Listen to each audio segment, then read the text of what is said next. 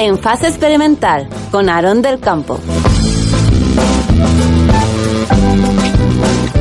Buenas tardes, amigos de la ciencia, y bienvenidos una semana más a En Fase Experimental, el programa de ciencia de RadioX.es, de la mano del CERU, la comunidad de científicos españoles en el Reino Unido. Este será nuestro último programa del año y ya volveremos con todos vosotros en 2016.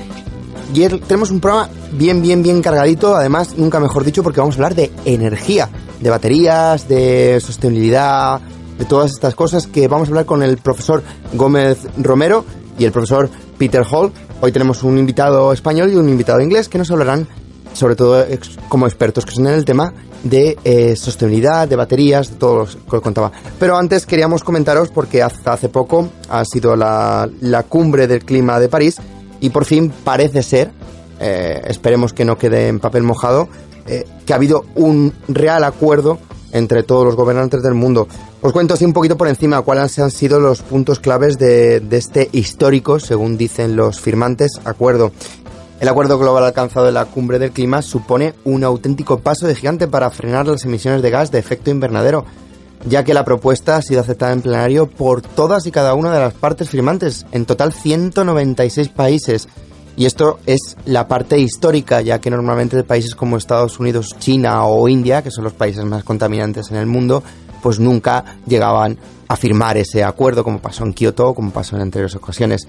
El texto contiene todos los elementos necesarios para abordar de una forma ambiciosa y revisable en el futuro la reducción de emisiones de gases invernaderos en los próximos años. Además, pone sobre el papel algo muy importante: dinero. En total, 100.000 millones de dólares que los países desarrollados movilizarán a partir del año 2020, un poquito tarde, pero bueno, nunca es tarde si la dicha es buena, y se revisará al alza en 2025. Hace además hincapié en el desarrollo sostenible del planeta y pone especial hincapié en erradicar la pobreza como método de la lucha contra el cambio climático. También contiene algunos aspectos que, según las organizaciones ecologistas como Greenpeace, dicen que hacen este acuerdo algo débil, ya que, por ejemplo, la referencia a las aportaciones voluntarias de los países emergentes al fondo climático, o la necesidad de alcanzar el pico de emisiones de cada país lo antes posible, y lo entrecomillan. Además, el documento no habla ni de la neutralidad del carbono y mucho menos de la descarbonización de la economía. El texto marca un objetivo claro, y es por eso que dicen que ha sido un acuerdo histórico, ya que el objetivo que tratan de es retener el aumento de la temperatura global bien por debajo de los 2 grados, pero no marca en modo alguno cómo lo van a conseguir. De todas maneras, de cerrarse el acuerdo, el compromiso sellado en París supone un histórico punto de inflexión que sienta las bases del cambio de rumbo hacia las energías 100% limpias que el mundo quiere y el planeta necesita. Eso es la parte positiva de los acuerdos de París. La parte negativa, que es la que más cerca nos toca, especialmente a España, es que dentro de esos acuerdos ha habido otro acuerdo, que es el informe Solar Power Europe, en el cual España no ha entrado. A raíz, India y Francia han hecho piña para promover lo que es la Alianza Internacional Solar. La han firmado 120 países, y entre ellos, pues nuestro querido país del sol, donde vienen los turistas a broncearse año tras año, pues no lo ha firmado. Realmente es una pena, ya que España pues siempre ha sido pionera, fue pionera tecnológicamente en el desarrollo de tecnologías solares, y actualmente, pues cuando ha habido la oportunidad de poder liderar algo tan importante como una alianza solar, buscando esa sostenibilidad, esa sustitución de los combustibles fósiles, pues España no ha entrado ahí. Esperemos que en el futuro, tenemos elecciones dentro de poco, a ver si esto puede cambiar de alguna manera, porque sinceramente ya no el signo político del partido, sino simplemente por nuestro futuro, por nuestra sostenibilidad y por el bien de nuestro planeta. Creo, en mi humilde opinión, y creo que estarán ustedes de acuerdo, en que necesitamos tener un planeta mejor. Pues para hablar de todos estos temas sobre la energía y que nos informen un poquito más, contamos con la excepción de tener dos invitados vía Skype, y de esos 2 invitados son 2 invitados de excepción. Por un lado empezaremos por ya que estamos en Londres, empezaremos por el nacional, el profesor Peter Hall, que es británico, es doctorado en filosofía y en físicas por la Universidad de Newcastle, aquí en el Reino Unido, y actualmente trabaja como profesor de investigación en la Universidad de Sheffield desde 2012. Ya anteriormente estuvo en la Universidad de Strathclyde más de 10 años. Su trabajo básicamente se basa en el área de almacenamiento energético, de baterías de combustible, baterías de litio, supercapacitadores y política energética. Es una persona muy comprometida con la formación de la nueva generación de científicos y ha sido director del Centro del Reino Unido para la Formación Doctoral en el almacenamiento de energía durante los últimos 8 años. Buenas tardes. Good evening, Peter. Buenas tardes, un placer. Y por otro lado, pues ya tenemos a nuestro compatriota, al profesor Pedro Gómez Romero, que es doctorado en química de la Universidad de Georgetown en 1987 y actualmente trabaja como profesor de investigación en el Centro de Investigación de Nanociencia y Nanotecnología, el CIN2, que pertenece al CSIC español, y trabaja, pues, al igual que Peter, en el campo de materiales híbridos, nanocompuestos para aplicaciones de energía, química de estado sólido y electroquímica, materiales para pilas de combustible y baterías de litio recargables y supercondensadores electroquímicos. ¿Cuántas cosas? Tenemos a un Peter, tenemos a un Pedro. Buenas tardes a los dos. Hola, buenas tardes. Y los tenemos aquí porque hace poco estuvieron colaborando con el CERU haciendo una conferencia en Sheffield hablando sobre las claves sobre el desarrollo energético en los próximos años. La pregunta es obligatoria para los dos. ¿Cuáles son los principales retos que debe afrontar el sector energético y eléctrico en los próximos 20 años? Bueno, para mí es en la demanda de electricidad, no solamente en Europa, pero global. Y ahora, por supuesto, sobre la contaminación de CO2. Entonces necesitamos más energía a un precio razonable y una energía limpia. Esas tres cosas para mí son fundamentales. ¿Ustedes piensan que a raíz de los últimos acuerdos de la cumbre energética de París, que los políticos han llamado como algo histórico que va a pasar a la historia y que estudiarán nuestros hijos y nietos, ¿esto va a valer para algo realmente o va a ser papel mojado como las anteriores? Papel mojado. Bueno, es mejor que nada. Es en palabras, pero poco de realidad, que te voy a decir, que necesitamos algo concreto para el futuro. Necesitamos tecnologías para desarrollar, necesitamos investigación, necesitamos un cambio. Pero esas palabras son buenas palabras. Para mí no hay realidad, no hay una idea como introducir la nueva energía. Eso es mi punto de vista. Sí, yo diría en este sentido que del mismo modo que Kioto suponía una declaración de buenas intenciones, solo se ha podido responder con perspectiva histórica. A esa pregunta tendremos que responder de aquí a 20 años. Pero efectivamente es mejor París que nada, desde luego, porque hay que cambiar. Sí, buenas intenciones son las palabras correctas, Pedro. Pero como decía Bob Dylan, las palabras se las lleva el viento, ¿no? Sí, palabras son gratis. Energía nueva cuesta dinero.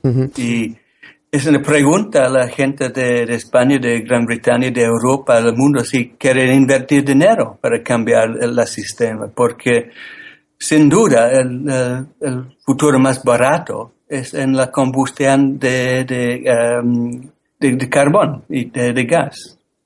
Pero es el futuro más barato y más sucio. Esa es la clave. Exacto. Creo que estamos muy de acuerdo en que vivimos en una sociedad que se ha permitido generar energía de una manera barata a costa de hacerlo de forma contaminante y dañina para el medio ambiente y para el futuro. Los combustibles fósiles desaparecerán en un futuro, esperemos, no muy lejano, en los próximos 100 años. Tiene que ser un cambio gradual. Más que cambiar, se trata de, en inglés hay una buena expresión, phasing out, ¿no? Se trata de ir cambiándolos gradualmente no solo por otros combustibles o vectores energéticos como la electricidad, sino cambiar también nuestra forma de vida. En definitiva, se trata no solo de cambiar cómo generamos electricidad, sino también cómo la almacenamos, cómo la gestionamos y cómo la usamos y ahorramos. Bueno, bien, pero no estoy de acuerdo, Pedro, porque no necesitamos evolución, necesitamos algo de revolución en energía. Necesitamos un futuro con el voz de los jóvenes de Europa, porque yo tengo mucho miedo que, bueno, cuando caliente las áreas polares van a salir metano en el aire y no tenemos muy poco tiempo para cambiar. Bueno, evolución es más barato, más suave, pero yo creo que necesitamos revolución en energía. Sí, mira, a ver qué te parece este término. Yo suelo hablar de evolución tecnológica basada en revoluciones científicas. Realmente lo que hace falta es breakthroughs, es decir, grandes revoluciones conceptuales y científicas que permitan una reevolución, desde luego rápida y urgente, hacia un modelo sostenible. Ahora que habláis de revolución, ¿podría ser la batería Tesla, que tanto se ha anunciado a bombo y platillo, una revolución, un paso más hacia la eficiencia energética en los hogares, por ejemplo? Sería tecnológicamente, tal como está planteada, es una tecnología conocida. Entonces, digamos que más que una revolución sería un paso más. Perdona que te interrumpa, sí. ¿Podrías explicar en pocas palabras qué es la batería Tesla para aquel que no lo sepa lo que es? Bueno, la llaman, sí, este Powerwall viene a ser una batería de baterías, si quieres, es decir, con suficiente capacidad como para alimentar las necesidades básicas, tampoco mucho más allá de eso, de una casa ordinaria. Elon Musk, después de sacar su modelo deportivo eléctrico Tesla, ha desarrollado otros dispositivos digamos, de energía sostenible como energía fotovoltaica, y para convertir esa energía fotovoltaica en no intermitente, pues ha sacado o está sacando al mercado estas baterías Tesla para almacenar energías renovables. Son los pequeños pasos que cada vez son más urgentes que es necesario llevar a cabo. Sí. De acuerdo. Para mí, el Tesla es para millonarios solamente en California, no es para gente normal.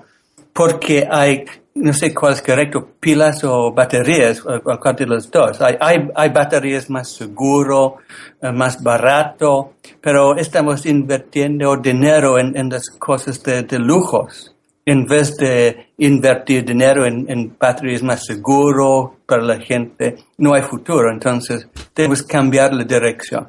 Tesla y Elon Musk es muy importante porque es un símbolo que necesitamos sistemas para el almacenamiento de energía, pero yo creo que la tecnología no es el correcto tecnología, si me entienden.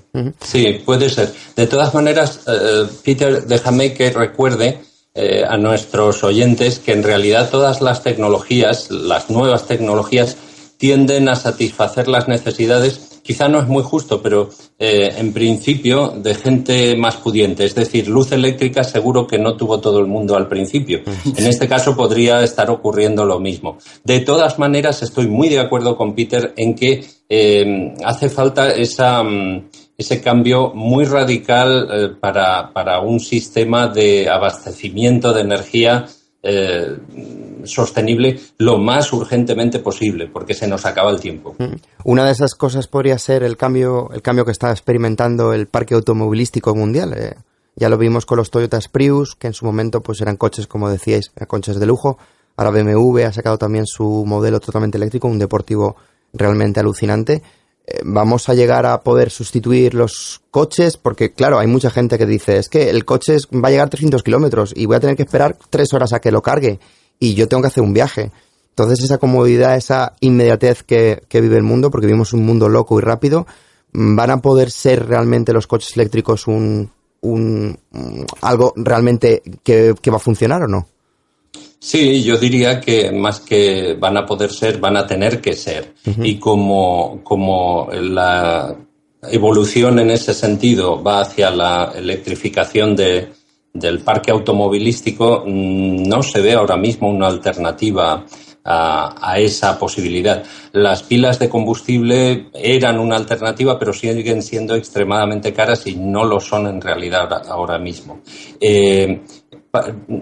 Digamos, podríamos decir, ¿cuál es la energía renovable que compite con el petróleo? Bueno, quizá ninguna, porque imagínense nuestros oyentes, piensen en qué proporción nuestros transportes dependen del petróleo.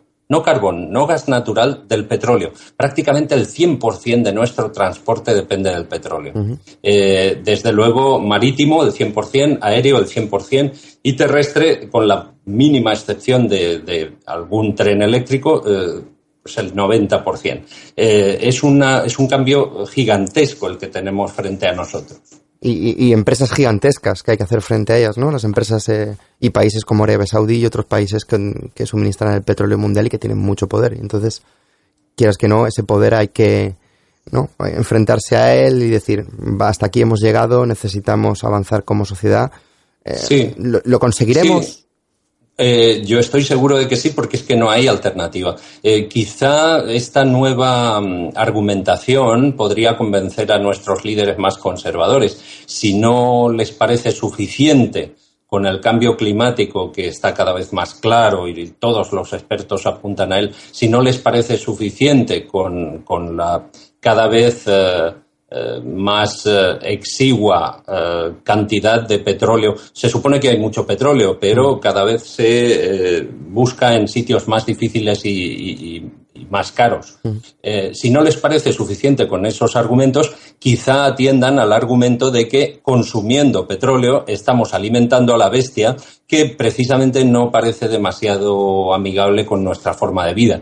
A lo mejor este último argumento acaba de convencer a nuestros políticos más reticentes. Me hablas de política, te quería preguntar a ti, Pedro, en concreto, que conocerás más de cerca el tema. ¿Por qué España, el país del sol, el país del sur de el país del sur de Europa, sí, donde vienen... Tengo una pregunta para Pedro. Cuéntame, sí. Peter. ¿Cuál es el lógico de, como se dice, impuesto de sol?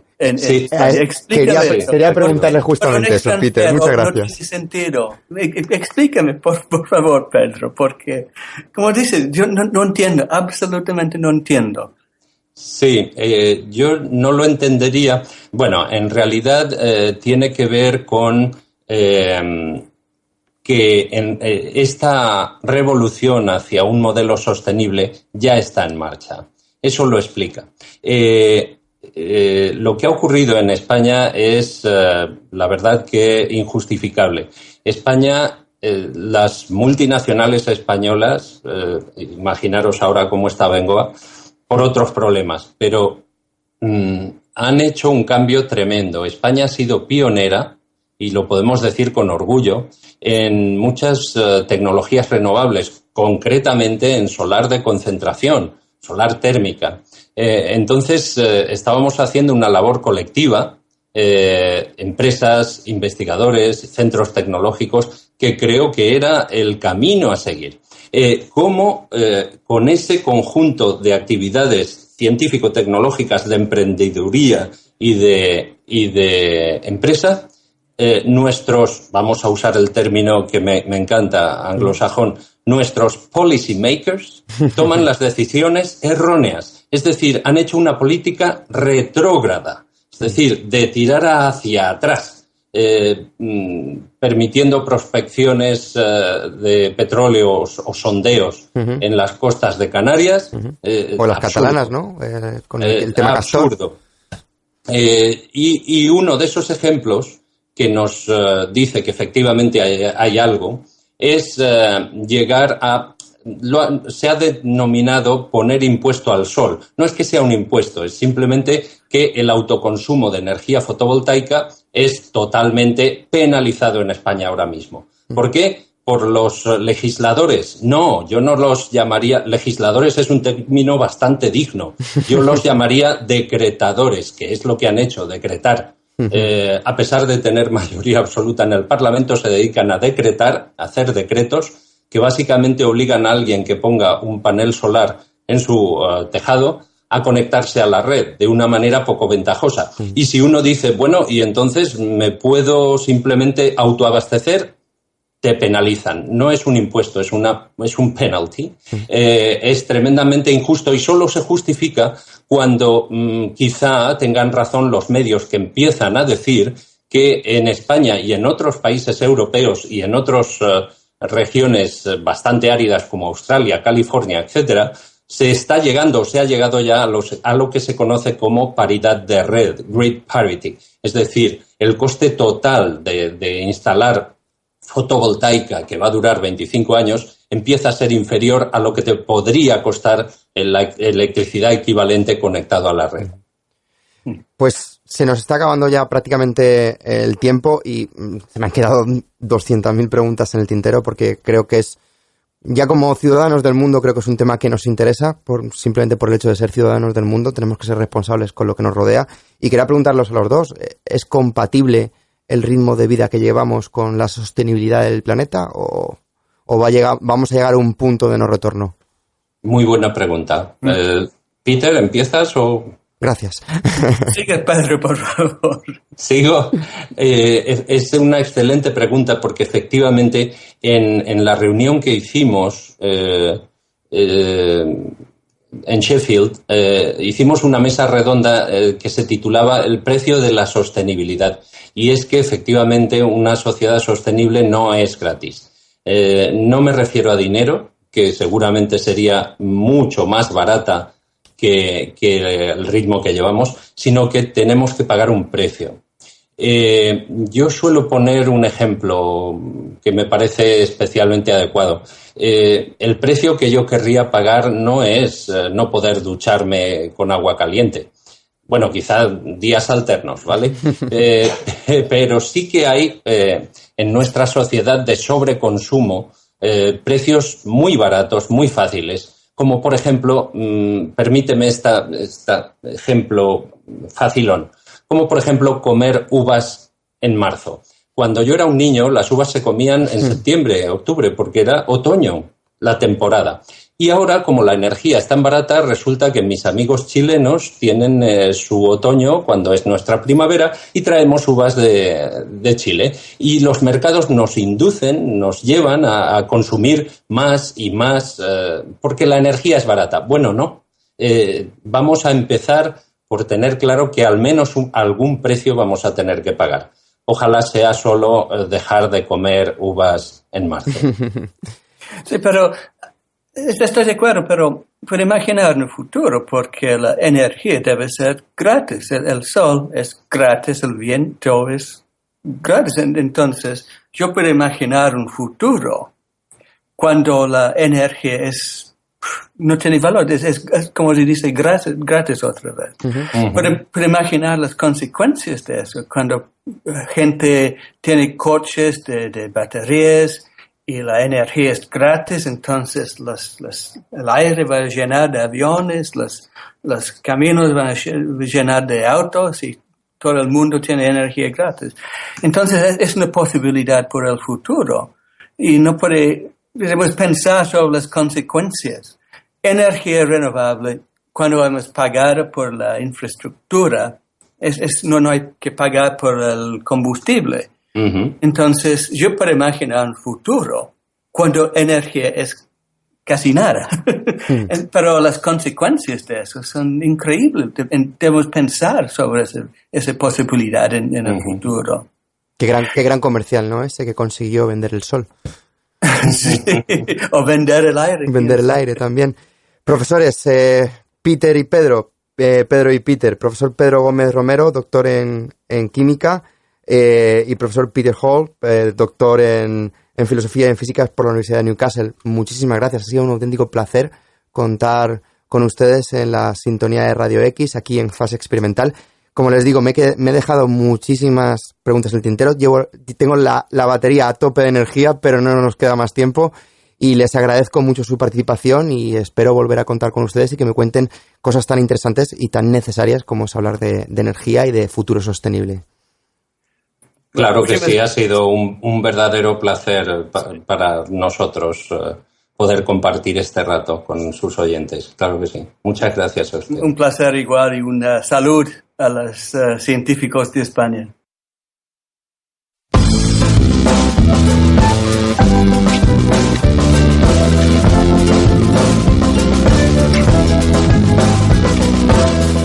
Pues la verdad es que hemos tenido una conversación súper interesante con los profesores Gómez Romero y el profesor Hall y nos hubiera encantado poder hablar más con ellos, pero estamos a punto de despedirnos. No me quiero despedir sin daros una noticia que une astronomía con ciencia y literatura, porque resulta que Cervantes, escritor universal, que tiene su estrella. El universo de Cervantes ya está en el espacio. Y es que resulta que el nombre del famoso escritor ha conseguido alzarse como ganador para bautizar una estrella que lleva su apellido. Y además, los personajes clave de su novela más internacional dan nombre a los 4 planetas que orbitan esta estrella. Serán Quijote, Rocinante, Sancho y Dulcinea. La propuesta cervantina, que responde a una iniciativa del Planetario de Pamplona y la Sociedad Española de Astronomía, ha sido la clara vencedora del concurso Name ExoWorlds, organizado por la Unión Astronómica Internacional. En él se han votado propuestas de todo el mundo con el fin de poner nombre a 14 estrellas y 31 planetas, orbitando en torno a ellas que se han descubierto en los últimos años. La estrella Cervantes competía con otras 6 opciones de otros países para renombrar el sistema planetario Arae, que se encuentra a más de 49 años luz de distancia. Un par de horas en BlaBlaCar. La propuesta española se hizo con el 69% de los votos registrados para este sistema. Cervantes es similar a nuestro Sol, aunque un poquito más grande. Y con esta noticia nos despedimos hasta el año que viene en fase experimental, porque este ha sido el último programa del 2015, Dios mío. Nos despedimos aquí ya en fase experimental. Esperemos que ustedes tengan unas felices vacaciones, unas felices navidades, un muy próspero año nuevo, y nosotros volveremos el año que viene con más ciencia. Y esperemos que también esté como siempre con nosotros Fermín Legarrea en el sonido, Ruth García como producción y el que les habla, Aarón del Campo. Y mira, me viene a colación que empieza la guerra de las galaxias. Que la ciencia les acompañe.